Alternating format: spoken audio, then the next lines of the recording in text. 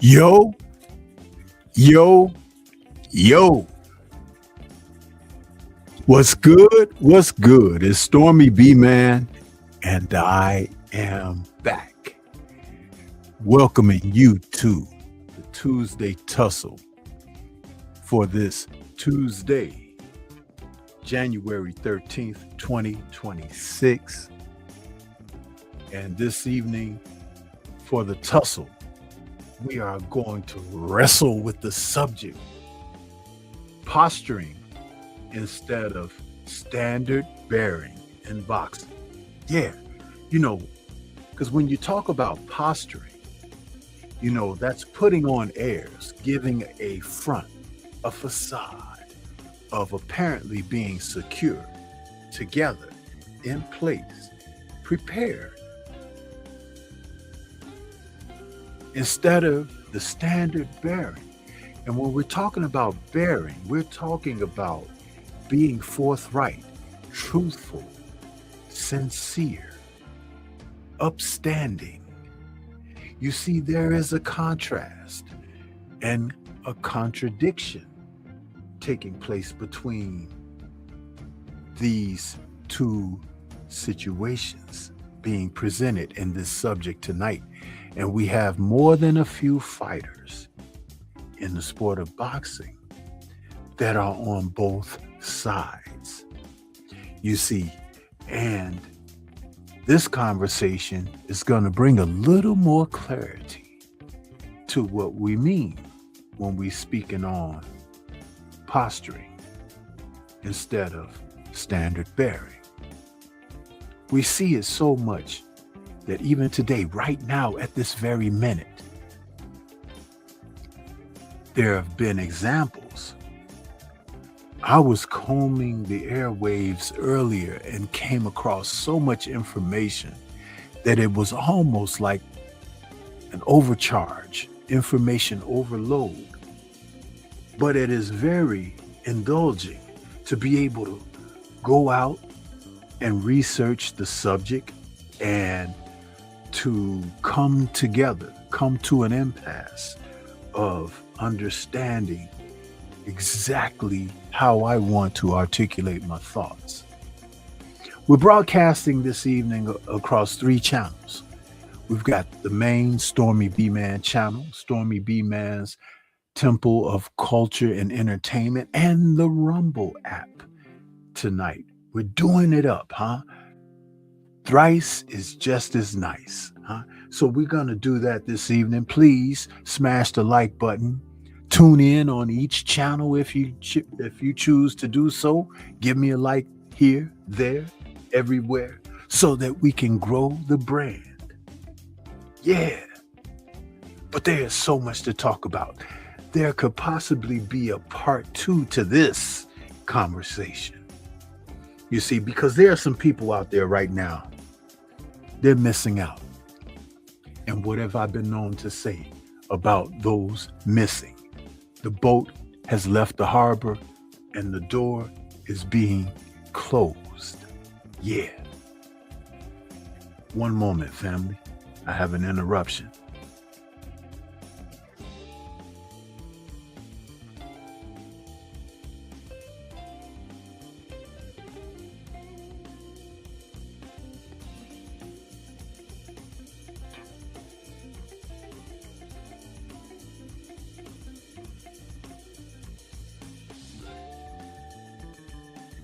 Sorry about that, family. I'm back. But anyway, as I was saying, to be in a place where we can continue to exhibit or take in the information of this subject here, when you finish this evening, you'll know exactly where I'm coming from. I want to say salute to everybody that's decided to tune in this evening. Let's see who we got in the chat. Let's see here. I don't want to miss anybody, huh? Gotta acknowledge you all.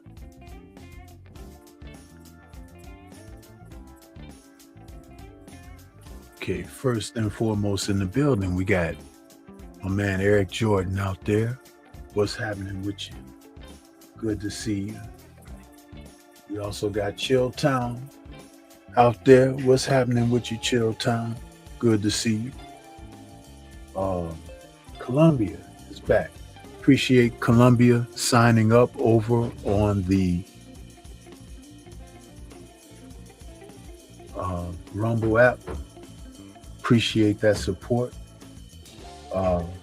Adrian Viet is in the building this evening. Chill Town, I got you already. Del Riv is out there as well.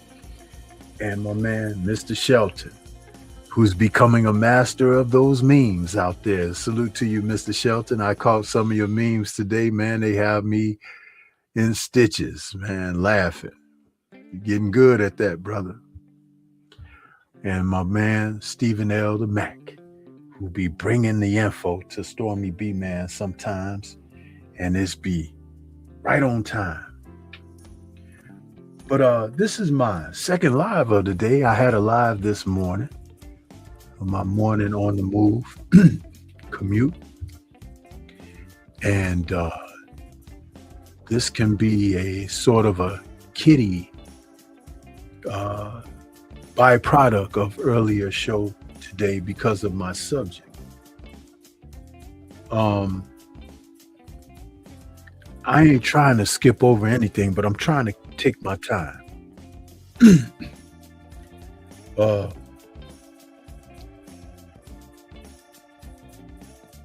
Posturing. We're seeing so many fighters reflect posturing in the sport of boxing. Some you may think are on one side of things, but they happen to be on the opposing side. Some are just where you may believe they be, but may be bracing for a change, a breakout, a move to a new direction. Then others, there will be simply no hope. Huh? And isn't that a lot like life? Life is there such. Therefore, when we talk about this subject, I'm going to present some names to you. You tell me where you may find an individual.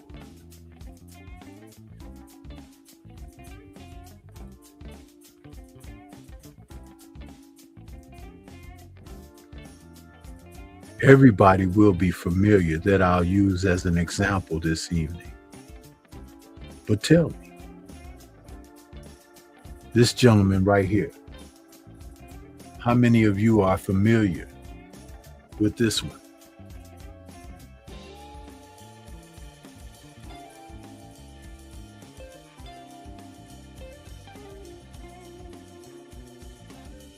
Waiting for responses.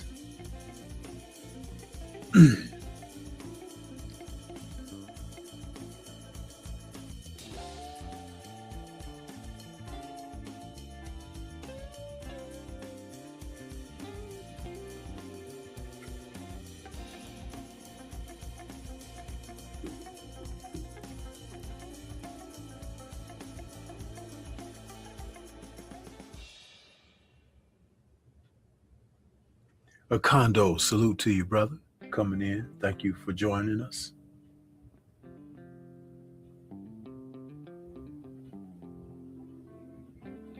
Can I get a response, please? EJ says, penny loafers. Yeah, penny loafers happens to be definitely one who is a part of what I'm speaking on tonight. But what side, EJ, would you say penny loafers happen to creep?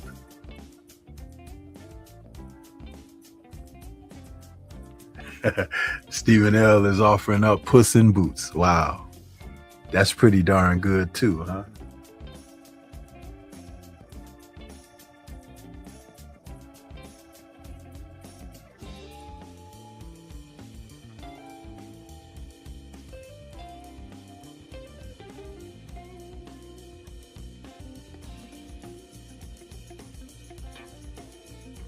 Nothing? No one?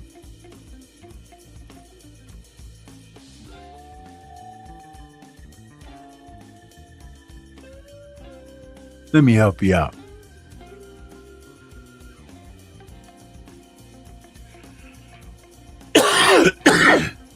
Penny loafers is of the posturing kind. He has been placed according to fanfare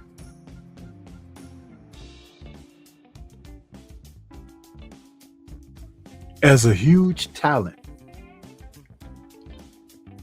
noting that hand speed, mobility, punching power and prowess, the ability to be a switching fighter from orthodox to southpaw. And a reputed defensive dynamo, though we've seen fights where he has been clearly caught by opponents who couldn't hurt him. So that defensive thing, there may be a question mark there, because as you go up the scale of competition, the gaps and room for error begin to close acutely. Now, Ennis was once thought to be one who could be the heir apparent at welterweight after the old guard settled matters. And we're talking about the old guard of Errol Spence and Bud Crawford, who were coming together a few years ago as undisputed. However,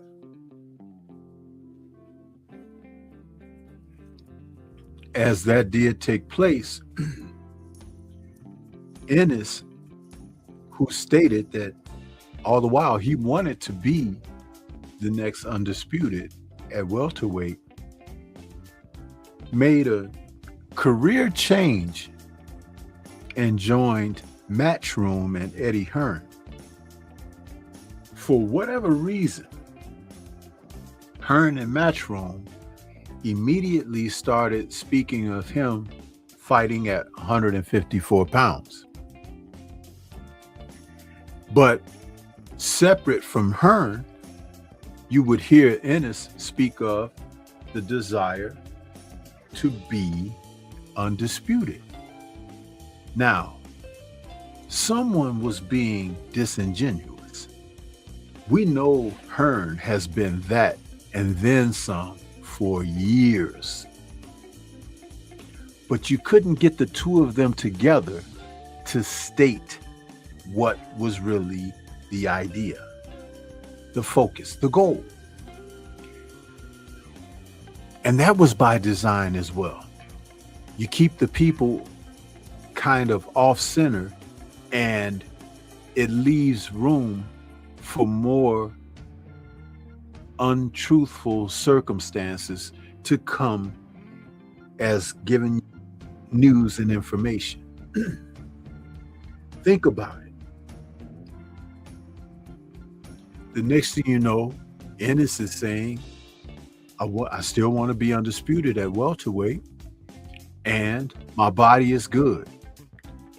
I can make the weight with no problem. A couple of months later, the doctors are telling me I can't stay at the weight. I'm going up to 154 pounds. Which is it? $1 million dreams, $1 trillion dreams, excuse me. What's good with you? I see you out there. Thank you for joining. Listen, it was in that moment that Jaron Ennis became a person of posturing in the sport of boxing. With the talent that this young man has, he could have ruled welterweight easily, collected all of the Infinity Stones like Thanos, and snapped himself on to 154, not only with a presence of being undisputed champion, but to challenge any champion at the 154-pound division in his first fight. He instead vacated the titles that he had as unified and moved up looking for tune-ups. What? In an era where we've just seen a couple of fighters become undisputed champions in several divisions. We're talking about Clarissa Shields. We're talking about Terrence Crawford. History-making moments. And he passed on all of that for a tune-up? posturing at its ultimate people.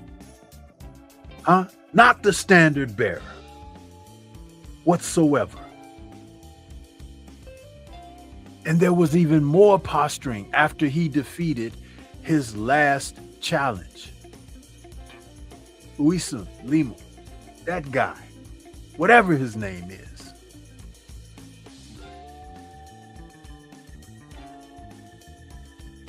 What was that?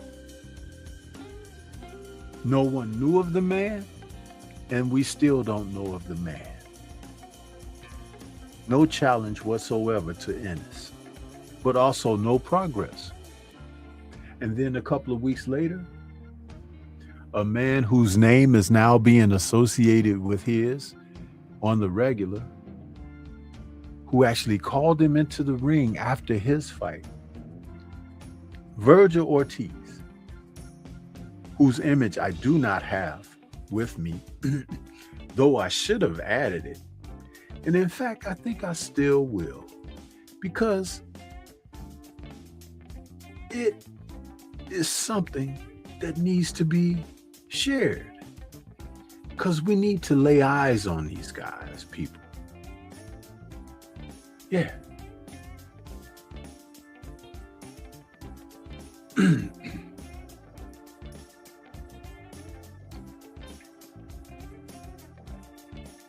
Virgil Ortiz is a fighter whom has been posturing for a minute, going all the way back to his welterweight days.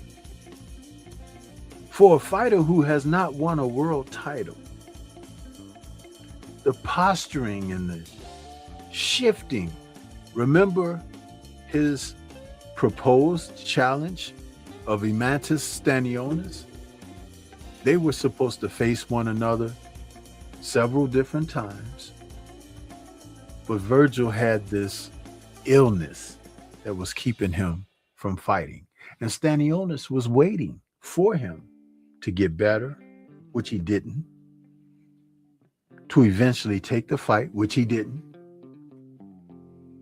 and then observed him move on up away from the division after putting Stanionis on ice for well over a year. Stanionis eventually ended up facing Ennis. Excuse me. My allergies are acting up. That's why I'm coughing, sniffling a little bit, clearing my throat. I apologize. Universal Truth, I see you out there. Salute to you. So Stanionis was sacrificed to Ennis, but had been inactive. Now, that doesn't mean that he would have given Ennis more difficulty had he been active. When the chess pieces are sitting on the shelf and no one's in the game playing, dust forms on the board. And we've watched and witnessed this. Ortiz, who's been at 154 longer than Ennis, has fought really no one at 154.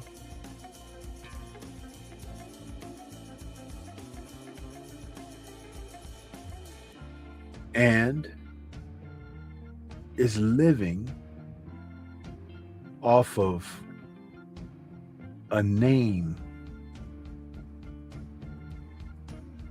of a fighter that personally I felt he didn't defeat.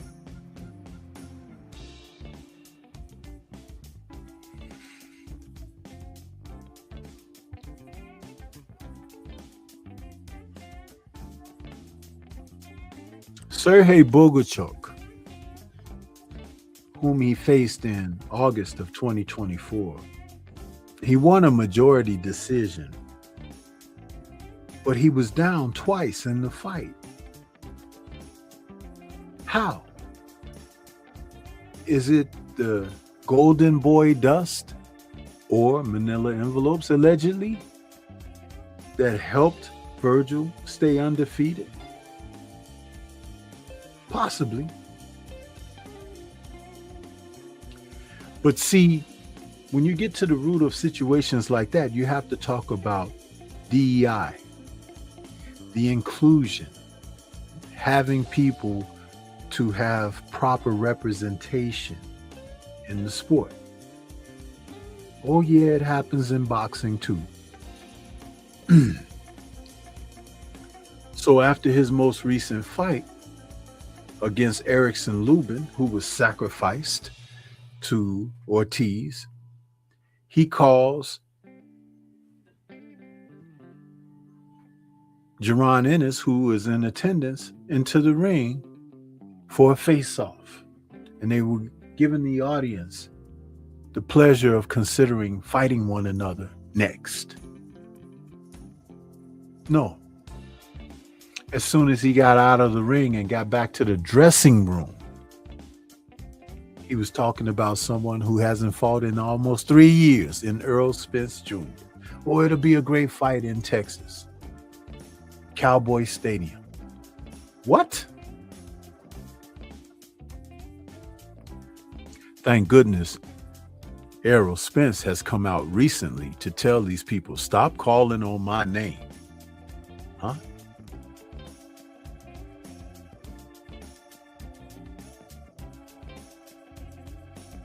This is ridiculous. The posturing, instead of being a standard bearer in the sport of boxing. Now, let me give you an example of a standard bearer, because I gave you a couple of examples, 3 of them actually, in Ennis and Ortiz. Well, I gave you 2 in those 2, but there are more. But let me give you an example of one who is upstanding. Jai Opataya, the cruiserweight champion, who is ready, willing, able, and capable of facing anyone in his division. But just like Guillermo Rigondeaux years before, has seen people move away from him. They are not looking to face this man under any circumstance. He's a 6'2" southpaw with a 76-inch reach, fighting out of Queensland, Australia. He's 30 years of age right now, meaning he's in the midst of a prime with a record of 29 wins, no losses, no draws, 23 KOs. He won his title from Maris Briedis back in July of 2022, where he won the IBF Cruiserweight title in 12 brutal rounds that saw him finish the fight with a broken jaw. At the time, Briedis was the most solid cruiserweight since Alexander Usyk, whom he had his lone defeat with, moved up to heavyweight. You see, this is something that you need to pay attention to because, like I said before, history be a part of everything that I'm talking about, but real life be a part of it as well. Because you have people who are posturing in real life, people who are trying to make like everything is really solid, is good, and that you should want to be like them. Perpetrators is another word for it. But like Clay Davis used to say on The Wire, the perp walk, shit.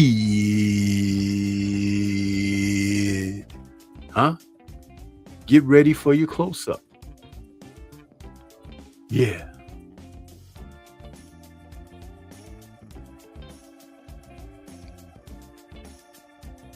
Jai Opataya is one who has set a standard at cruiserweight, the best cruiserweight since Alexander Usyk, and has ambition to move up to heavyweight, but he's trying to take care of business at cruiser first. He wants the other titles. The other fighters don't want to face him. They're coming up with all types of excuses.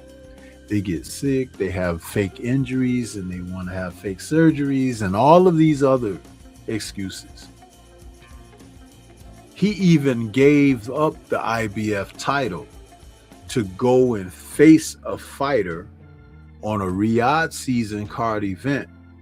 Took care of that situation when he faced Ellis Zorro and came right back and won the IBF title in a rematch bout against Marius Breedis, the man he originally faced for the title the first go around.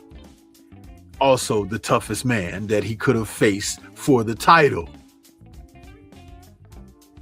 He is the standard bearer in boxing, representing someone who's trying to get the job done.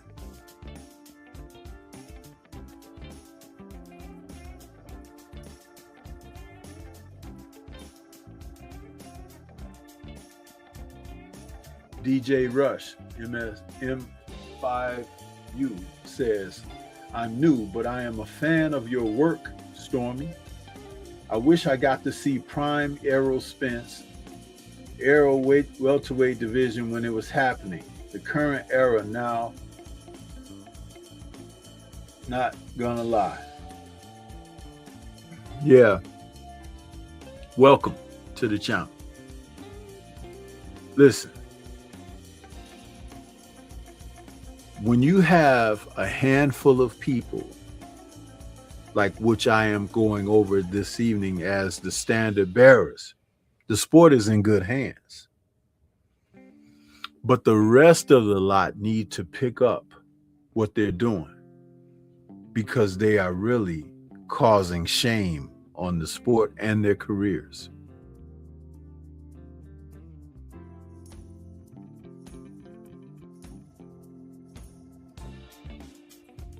There'll always be new people to come along, but there will not always be people to carry the mantle of respect in the sport. You have too many people who are willing to lay down and show their belly and to roll over and just go with the flow. It's just like the fighters who will not seek out the top quality opportunities for the best money with Riyadh season and Turkey Al-Sheikh's opportunities to promote a fight for them. Why would you not want to work things in your own best interest? The promoters of boxing of today do not do their jobs. They don't promote the fighters. They don't progress the sport. They're just a man in the middle taking money off the top. And from the back end sometimes. And some of them are even making deposits, allegedly, in the back end, huh? Yeah! Stormy said it. But anyway, this is imperiously something to consider. Another standard-bearing fighter in the sport of boxing would be David Benavidez. You see, he has been chasing the opportunity to be considered the best for years.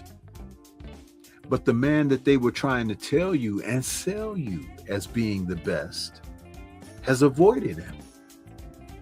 Even stealing his crown, which was, I feel, wrongfully taken away so that this man could steal the crown. Saul Canelo Alvarez. But you see, Alvarez ran away from him so much and so far that he couldn't see the setup that he eventually ran into last September when he faced Terrence Bud Crawford. Another fighter who had boxing abilities, unlike Floyd Mayweather an aggressive nature and a motivated mindset to understand what it would mean to jump up 2, if not 3 divisions and defeat Canelo. Took everything from the man. In fact, it looked like Canelo stood naked in the ring after Crawford was finished with him.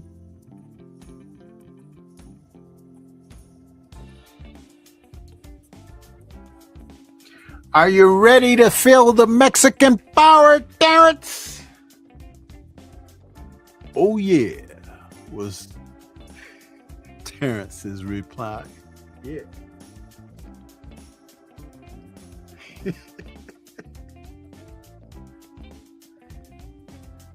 Desperado was his theme when he went into the ring that night. Black Martial Arts Society, salute to you, brother. Hope you're doing well. Appreciate you stopping in. Yeah. But Benavidez has been that solid guy. So guess what? He just said, hey, I'll go for my own gold. He moved up to light heavyweight. And now he's the WBC titleist because Dmitry Bivol gave up one of the belts after winning the undisputed title in a rematch with Artur Beterbiev. Bivol didn't want to face Benavidez. They sparred together in the past. He knows that Benavidez could be his conqueror. But Benavidez has continued to fight. He will complain publicly and say these guys don't want to fight him.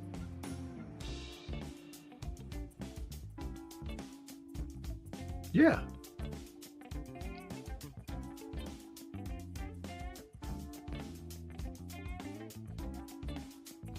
Even before leaving the 168-pound division, he put down a mandate that he was willing to take on the toughest guys. So a gentleman who followed him to light heavyweight, David Morrell, a young coming fighter that I felt at the time that they faced each other back last year, that Morrell didn't have enough fights.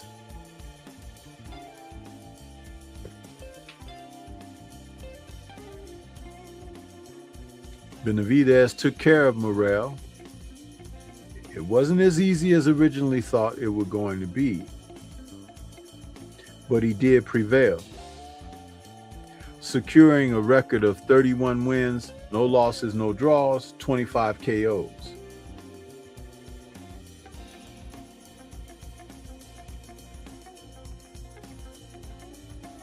They fought in February a year ago.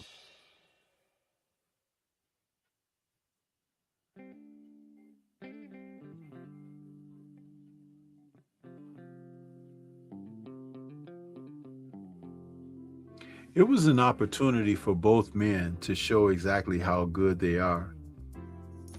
And though I don't believe both are light heavyweights, that fight should have happened at 168. But at 175, Benavidez, who was down in the 11th round, prevailed with a unanimous decision.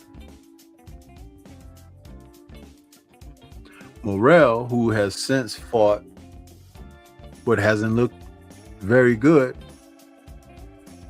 is trying to correct some things.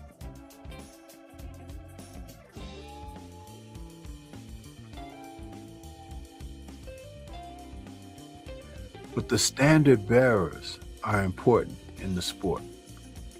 We have another fighter that's a posturing guy that I want to mention.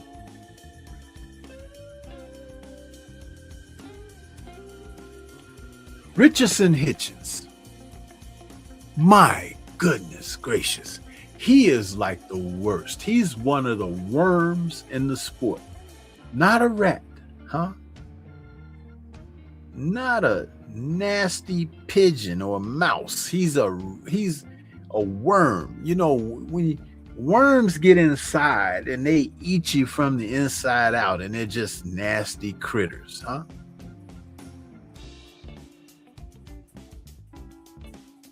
This young man, clout chaser supreme. Is he talented? Yes, he has some talent. Is he as good as he thinks he is? Absolutely not. Far and wide, nowhere near in the ballpark.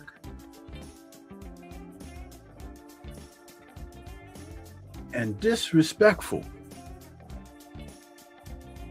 But his disrespect is aimed in certain directions. He will use another fighter's name like no other in the sport of boxing presently. And that's just to get sound bites, go viral, and be in your ear. But he's not going to get in the ring with anybody. That's a challenge.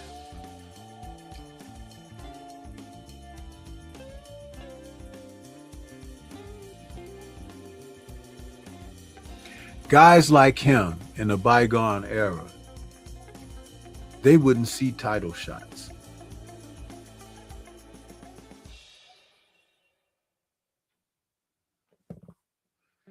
They would be relegated to undercard opportunities and last minute substitution situations. And that's exactly what he is. Not anyone to be considered. A poo butt is what Hitchens is. PGH Big Dog, I see you out there. What's good with you, brother? Good to see you.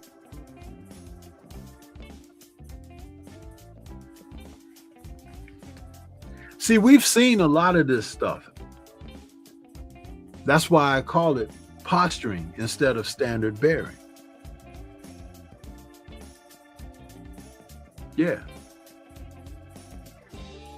Some of these guys are very popular with boxing followers.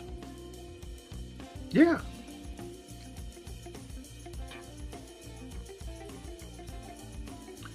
The fabric that they are torn from is like mesh, not stable, not solid. Another who be just as this man, Shakur Stevenson. Oh yeah, oh yeah. Stevenson is definitely one.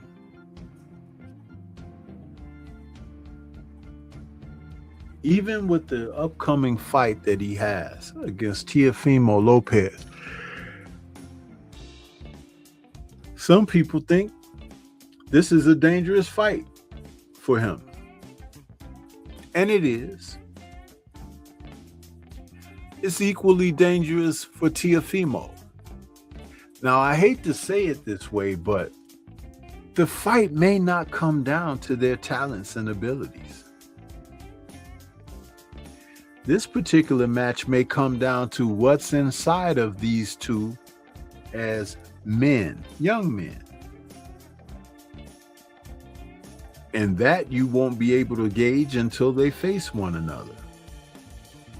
Known to have sparred in the past, the two are coming together with Tio did lose one fight to George Kambosos Jr.,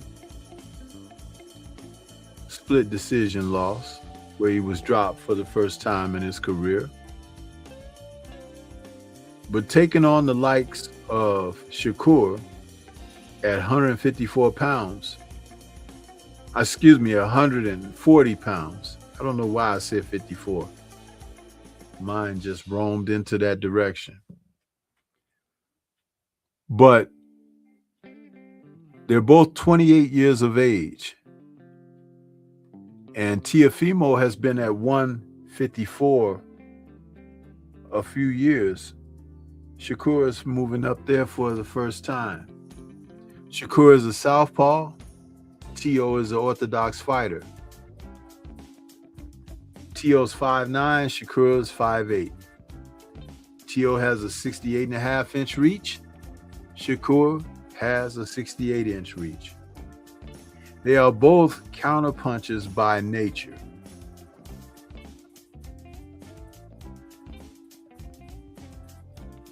But the one who has the nature to challenge himself is Teofimo Lopez. Thus, when people come in and they say that it's a dangerous fight for Shakur, Teo may really feel that Shakur is not in his league. And he has every right to feel that way, especially with all the talk about him not wanting to face quality opposition and looking towards anyone who could possibly be a challenger as his friends. I don't fight my friends. If you don't get out of here with that foolishness. Some fighters have become the best of friends after facing one another in the ring. The pretenses that Shakur has alluded to of why he won't face quality opposition that may be a threat to his record and including him physically makes no sense whatsoever. Cowardice is a word that comes to mind. Yeah. Foolishness.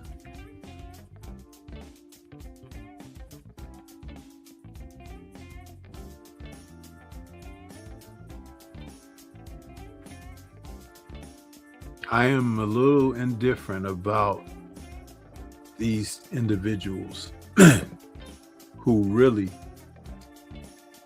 don't present themselves as stalwarts.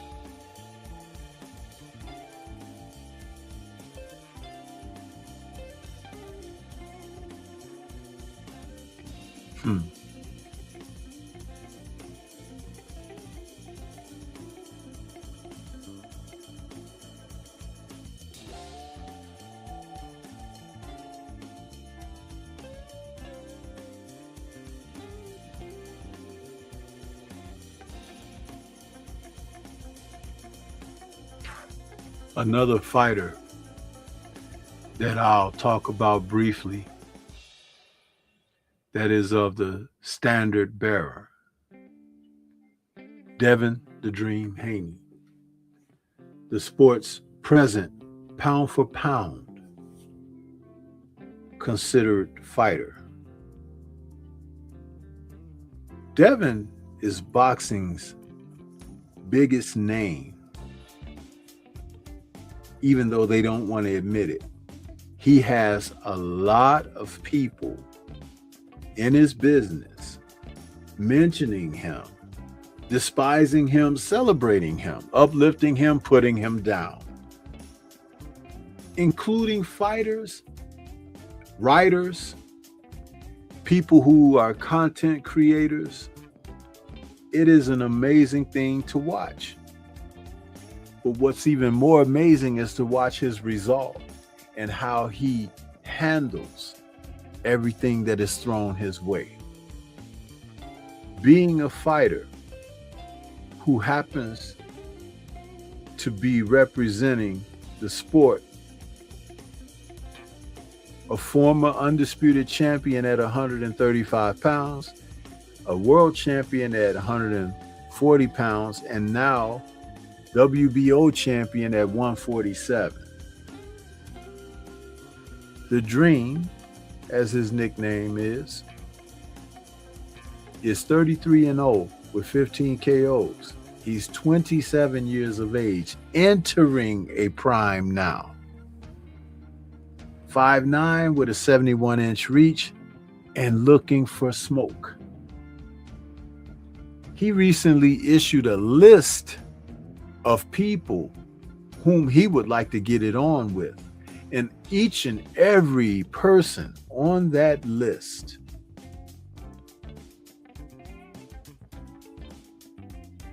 is someone of prominence in the sport.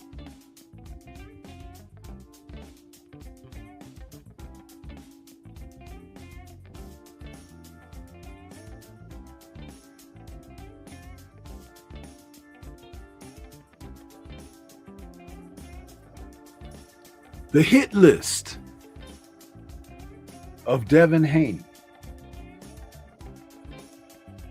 from number 1 through 10: Teofimo Lopez, Shakur Stevenson, Gervonta Tank Davis, Jerron Boots Ennis, Brian Norman Jr., whom he just defeated, Mario Barrios, Keyshawn Davis, Rolly Romero, and Connor Benn. Think about that for a moment. How many fighters on this list have been accused of being posturers? Count them. Though they didn't make the grade of me putting their images up, I will call their names out for you. Teofimo, Shakur, Gervonta, Jerron, Rolly. That's 5 right there. The only two I put in my list were Shakur and Jerron. And those are 2 different divisions that those fighters fight in. So what we're looking at is that Devin's list expands. In other words, he's reaching ahead, looking presently, and also reaching behind to see where the smoke is. A real fireman. Shout out to Teddy Atlas, huh? Yeah. Salute to the brother, 78 Sports TV, the general in the building. He says, salute Stormy in chat. Congrats on them damn Bears, I guess.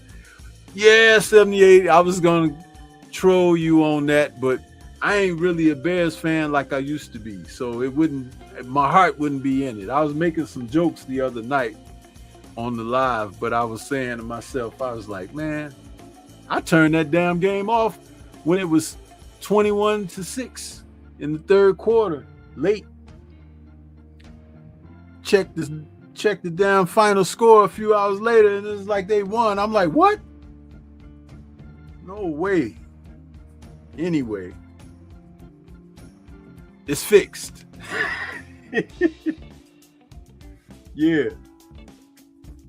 But these guys on this list of Devins are all strong names in the sport of boxing. None of them would have the gall to put other fighters' names on a list for challenge sake.